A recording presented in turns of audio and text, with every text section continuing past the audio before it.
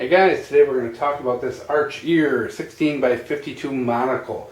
This is sent to me by Archeer for review, and you can get it on Amazon, and I'll throw some links down there to you so you can take a peek at those. Now this is, like I said, a 16 by 52 monocle, and it comes with a cleaning cloth and this kind of nylon sheath. Not something I would carry on my belt, but definitely sufficient enough to keep it from getting scratched up inside your pack or your pocket or wherever it is you're carrying it. So this is a very simple optic with a dual focus system. Nothing crazy, nothing, out of the ordinary. This is a very budget optic. And guys, I do have to kind of say, I've tested all different kinds of optics, both for this channel and in real life. I've tested, some optics that were so bad I've literally thrown them away and refused to review them. And I've also, I have to say that my father-in-law is a complete and total optic snob. He does not have a rifle scope less than $1,500. I mean, you're talking, loopholes and loopholes are the low end in what he deals with. So I'm very familiar with good glass. I'm very familiar with cheap glass, and I think I can I have a good grasp on where this falls in that spectrum. So the good, it comes to a very good sharp focus. The dual system works really good. You have the one up here for fast focus, the one in the back for kind of a finer focus. It comes to a very good, very sharp focus. I can see a lot of great detail. I've been able to read license plates on cars that are literally like over 100 yards away. I've used this at nighttime to check out the moon. You can get a really good, really nice focus on the moon, see the craters. If you look at Jupiter, you can resolve Jupiter as a disk. You can actually see Jupiter as a circle, not just a pin of light. And you can also see, I think, 4 of Jupiter's moons, depending on the conditions outside. I was able to look at things like the Andromeda Galaxy and a few other kind of astronomical objects out there. This is decent for that. It's not, the best thing on the market. Binoculars will always be better because there's 2 of them. This is kind of just one.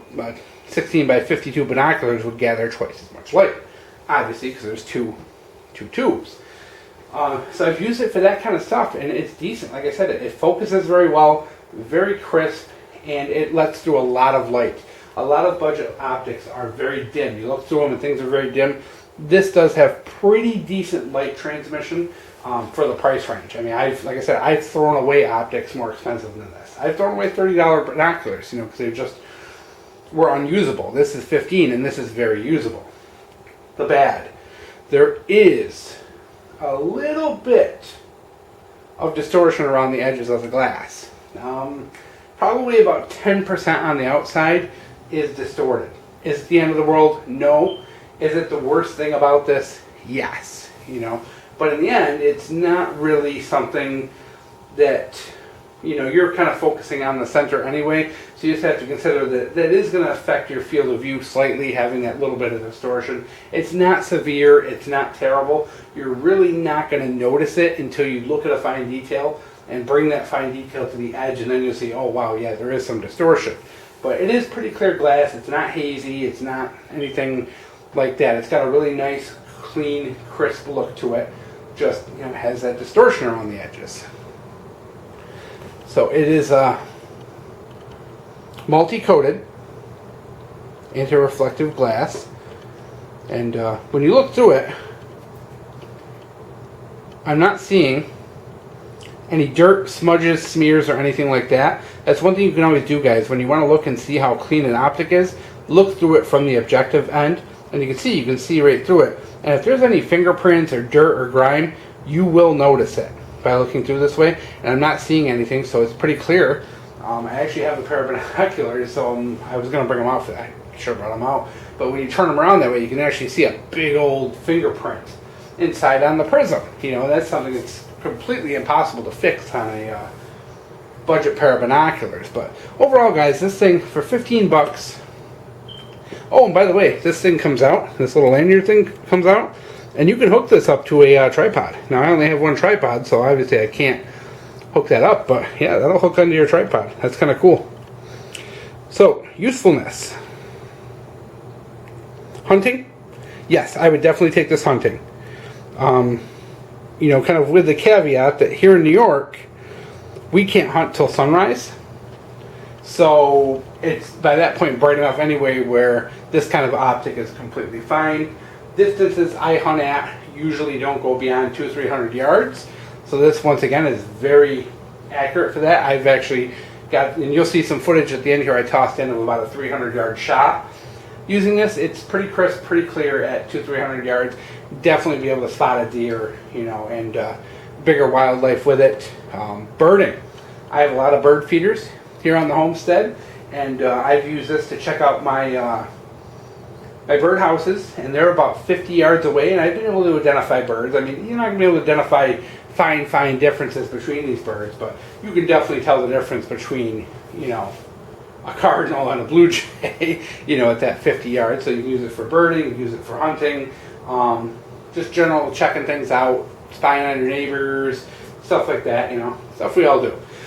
So, yeah, it's fairly useful, and guys, I think for the price, it's $15, and to be completely and totally honest, if I broke this, if this fell off the table right now and broke, I would buy another one of these.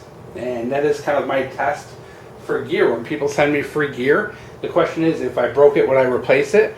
And in this case, yes, it's not the best optic. It's not high quality, but for what it is, for that price, at $15, this is something I can hand to my son, and if he drops it and breaks it, oh well. But it's also a fairly capable optic, and you know, it has some flaws. It's not perfect, but for 15 bucks, this is leagues better than a lot of the things out there.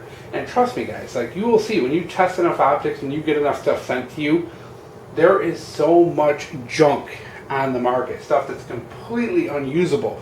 Those binoculars with that rose, you know, coating on it, oh my god, don't even get me started. You know, and just glass that's so, you know, binoculars that are out of collimation.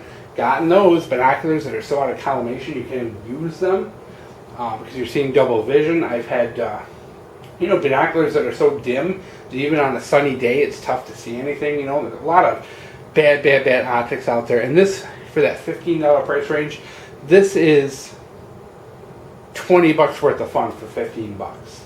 You know, and that's kind of how I see it. And monocles are always going to be cheaper than binoculars. Think of it this way: you're only paying for half the, you know, half the deal. So if this would really be on par with like a $30 or $35 pair of binoculars as far as quality wise, because you are saving, there's none of that complexity. When you build a monocle, they're really quite easy. It's just, you know, a simple set of lenses and a prism to make the image right side up. But you don't have to worry about any collimation, you don't have to worry about any alignment, you know, anything like that. I mean, they can save a ton of money by putting these out, and at 15 bucks, like I said, you know, you're getting the equivalent of a $30 pair of binoculars, which can be very useful in some situations. Would I be using this if I was a, you know, sniper and this shot was going to be the difference between my life and death? No, I'm going to spend the money on a good scope. But for just having fun, casual hunting, once again, guys, you know, like if I paid $5,000 to go on a once-in-a-lifetime hunting trip, would I be bringing this? No. I'd be bringing a good quality optic. But for the run-of-the-mill, I just want to throw this in the backpack just in case. It's not a bad option at all. Alright, guys. This is the view. This is a shed across the road, probably about 200 and something yards. Focus is a little tough here, guys, because I'm trying to line this up by hand. But as you can see, that shed there actually is, when the camera's working, is really nice and crisp for being well over 200 yards. And in fact, I think this is pretty representative of how decent this optic is. And don't mind the background noise here, guys. It's a busy afternoon in the house.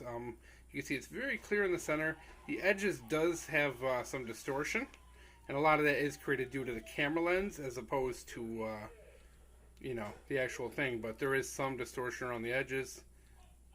But if we get rid of that and zoom in, you can actually see at 200 yards this is actually you know, pretty crisp. You know, focus isn't perfect, I'm hand holding this, but you can see here this is a very capable optic for what we got here for the money. And for the money being the key term. We'll see here, I'll kind of zoom out, refocus, and you can see this is quite a ways away. That's about as much as my camera can zoom in. So that is a couple hundred yards away.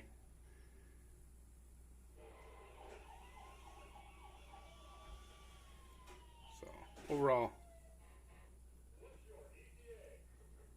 not terrible for the money.